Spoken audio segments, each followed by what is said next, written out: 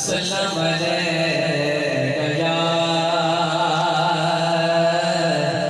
हबीबल्लाह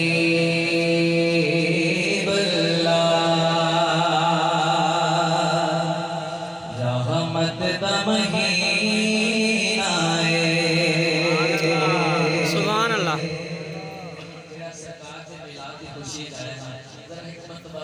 मुस्कुरा के आके सुभान अल्लाह सुभान अल्लाह। रहमत तमहीना लोकन दिया लख ठारा ओ सजे ठार मदीना या रसूल अल्लाह। और ये कलाम का बड़ा ही प्यारा शेर पढ़ता है सारे तरह का सुभान अल्लाह।